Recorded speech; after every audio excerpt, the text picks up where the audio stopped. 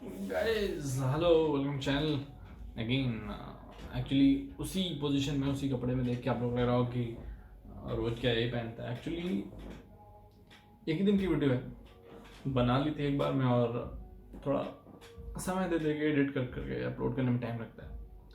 तो आज की जो वीडियो है थोड़ा विस्तार से देखेंगे। एक केस स्टडी है, एक्चुअली किसी केस की स्टडी नहीं है लेकिन सीरीज़ है, सीक्वेंस है एक इंसान के बारे में, उसके नेचर के बारे में, उसके किसी के प्रति ब्लाइंड सपोर्ट के बारे में। खैर यहाँ मैं कोई एलिगेशन, इल्ज़ाम या डिफेम करने की कोशिश नहीं कर रहा हूँ डिस्क्लेमर के फॉर्म में। वरना खैर इनका कहना है कि मेरे अगेंस्ट कोई आज तक डिफेमेशन केस जीत नहीं पाया है। Nobody has won a defamation case against me. उल्टा वही डिफेम हो जाता है। And in the course of the defamation case, they got defamed in the end. तो भैया इनका क्या भरोसा है, क्या करें। तो ये इंसान अपने कट्टर हिंदुत्व की इमेज के लिए बहुत जाने जाते हैं। खैर हिंदुत्व की कट्टरपंथी तो चलो ठीक है, एक तरीके के लॉजिकल आर्गुमेंट पेश करते हैं तो तब सब अच्छा लगता है कि लॉजिकल है, आप उसमें तर्क नहीं निकाल सकते क्योंकि जो फैक्ट है फैक्ट है। लेकिन जो इनका करप्ट लोगों के प्रति सपोर्ट है वो क्वेश्चनेबल है और उसी पे आज हम लोग डिस्कस करेंगे। तो अगर अभी तक किसी को समझ में नहीं आया कि मैं किसकी बात कर रहा हूँ तो ये हैं वो डॉक्टर सुब्रमण्यम स्वामी। ये अभी तक बीजेपी में क्यों हैं, इस बात का सवाल विनीत नारायण कई बार उठा चुके हैं और वो बड़े प्यार से इनको सुसु बुलाते हैं, सुब्रमण्यम स्वामी। करप्ट क्यों कह रहा हूँ, एलिजिडली करप्ट कहना चाहिए अगर सही करें तो, क्योंकि प्रूफ नहीं हुआ है और प्रूफ पता नहीं कब होगा। ऐसा लगता है इन लोगों के हाथ में कानून है तो मुश्किल ही है थोड़ा प्रूफ होना। लेकिन खैर क्योंकि इनमें से एक का तो अभी बहुत पहले चार्जशीट भी फाइल हो चुकी थी, लेकिन इनके कहीं जांच हो रही है नहीं हो रही है। 6 महीने पहले जो चार्जशीट फाइल हो चुकी थी फाइनेंस मिनिस्ट्री के थ्रू, उसका इनके अगेंस्ट शो कॉज नोटिस भी जारी हो चुका था। लेकिन अभी तक इनका क्या हो रहा है, या फिर इंटरनली सॉल्व हो गया, ये बच गए या क्या हो गया, कुछ पता नहीं चला। तो मैं जिन लोगों की बात कर रहा हूँ जिनको स्वामी जी का आशीर्वाद प्राप्त है, उनमें पहले हैं राजेश्वर सिंह जी, दूसरे हैं आलोक वर्मा। तो इन तीनों लोगों की जो तिगड़ी है ना, ये कैसे हेल्प करती है एक दूसरे की, पता है। ये हेल्प करते हैं बीजेपी में पावर लगा के, राजेश्वर को हेल्प करते हैं। और आलोक वर्मा जो हैं और ये जो राजेश्वर सिंह और सुब्रमण्यम स्वामी हैं, ये तीनों एक दूसरे की पावर मेंटेन करने में, एक तीनों की पावर यूज़ करने में और उस पावर का यूज़ करके एक दूसरे को बचाने में, और इनके अगेंस्ट कोई खड़ा होता है तो उस इंसान को सफ़र कराने में मिली भगत दिखाते हैं उसी वक्त। शुरुआत करते हैं इनका राजेश्वर सिंह की तरफ जो सपोर्ट है, जो कभी भी किसी भी मुद्दे पे अगर क्वेश्चन किया जा रहा है राजेश्वर सिंह को तो ये कहीं से आ जाते हैं बिल्कुल। और फिर ऑनेस्ट ऑफिसर का माला जपने लग जाते हैं कि ऑनेस्ट ऑनेस्ट ऑनेस्ट। तो एक वीडियो दिखाता हूँ आपको जिसमें एक कई 3-4 साल पुरानी वीडियो है जिसमें ये कह रहे हैं कि राजेश्वर बहुत ऑनेस्ट है और हटाना नहीं चाहिए, और दिखाता हूँ आपको। The Supreme Court has asked the central government to absorb Rajeshwar Singh, who has been probing the money laundering aspects in cases including the 2G scam, as permanent deputy director in the Enforcement Directorate within 3 days. The bench came down heavily on the erstwhile UPA government for not complying with the directions of the Central Administrative Tribunal issued on December 24 last year to absorb Singh on permanent basis with the ED. Particularly the matter I had raised late last year, that one of the most diligent, honest officers, Mr. Rajeshwar Singh, who was investigating on behalf of the Enforcement Directorate on the money trail and the attachment of properties under the Prevention of Money Laundering Act, was suddenly removed from the deputation he was. खैर इतने से पता चल गया होगा कि कितना honest और ये कितना इनको डिलीजेंट मानते हैं।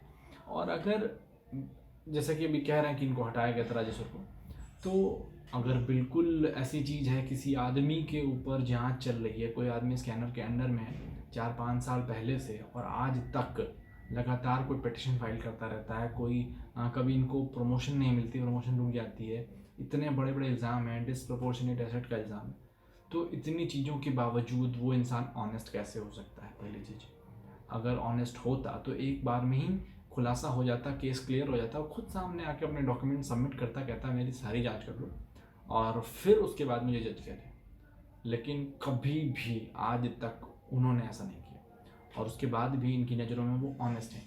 इसका मतलब है कि हो सकता है, क्वेश्चन मार्क, हो सकता है कि इनका और स्वामी का कुछ पर्सनल बेनिफिट है तभी, वरना ऐसे लोग कभी किसी का, जाहिर सी बात है पॉलिटिशियंस किसी के नहीं होते, ये सब जानते हैं। एक और बयान मैं आपको लेटेस्ट का दिखाता हूँ, जो अभी हाल ही में राजेश्वर के ऊपर जांच होनी थी और हटाया गया था, तो तब इनका क्या कमेंट था, आप देखिए। Is Rajeshwar Singh being hounded? Is Rajeshwar Singh being targeted, or is it that the story lies somewhere else? Is Rajeshwar Singh himself the guilty person, Dr. Swami? Well, first of all, you are a highly ignorant man. Oh, because you have said things which are not true. Okay. And I won't say you're lying. Then enlighten me. You're not known to be a liar. Enlighten me, sir. First of all, let me start. Sir. There is no. Now, come on. I'll tell you. Sir. In your other channel also that Chaka said that he has agreed to go on a 1-year leave, which is rubbish. जो कि ये जाते हैं leave पे, अब चले apply कर चुके हैं और तब उन्होंने अप्लाई किया था, अब वो जाने चाह रहे थे तो अब वो लीव कैंसिल हो चुकी थी। तो स्वामी इसमें झूठ बोल रहे हैं। One sheet paper in which 3 lines are devoted to Mr. Rajeshwar Singh. देखिए कैसे बचा रहे हैं। Whether he wants to, it is free to do. There's no bar because earlier on there was a bar of any investigation against him. They said we are modifying the order to say that this is national security. We allow the government to invest. अब थोड़ा skip करके दिखा रहा हूँ कि अगले सवाल पे इनका गुस्सा देखिएगा। ऐसा गुस्सा किसी को, किसी ऑफिसर के, मतलब जब तक कोई पर्सनल रिश्ता ना हो या फिर कोई फ़ायदा ना हो, कोई मोटिव ना हो, कोई रिलेशन ना हो, तो इतनी जल्दी किसी को गुस्सा नहीं आता किसी के ऊपर अगर एलिगेशंस लग रहे हो तो। देखिएगा ध्यान से। You're right. Yeah, you're saying that he's due for a promotion. That promotion is due to him. I want to know, has that promotion been given to him, sir?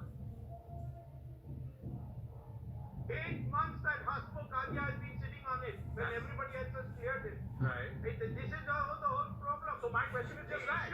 My question is just that. He is an outstanding. Go ahead. My question is exactly that. Ask Mr. Adia. Why did he take gold? Why did he take gold? अगर इनका गुस्सा इतना ज़्यादा होता है तो ये फिर देखते नहीं किसको बोल रहे, चाहे फाइनेंस सेक्रेटरी हो, चाहे फाइनेंस मिनिस्टर हो, चाहे पीएम हो, चाहे जो भी हो। तो इनके प्रति जो लगाव है वो थोड़ा नोटिस करने वाला है। जब राकेश अस्थाना और वर्मा के अगेंस्ट इन्वेस्टिगेशन चल रही है और कोर्ट के जो भी ऑर्डर्स हैं इनको हटा दिया गया और लीव भेजा गया है, तो इनके कमेंट्स हैं कि वर्मा एक नमक का पैकेट भी नहीं चुरा सकते, तो इतना बड़ा करप्शन का केस कैसे, इतना ब्राइब कैसे ले सकते।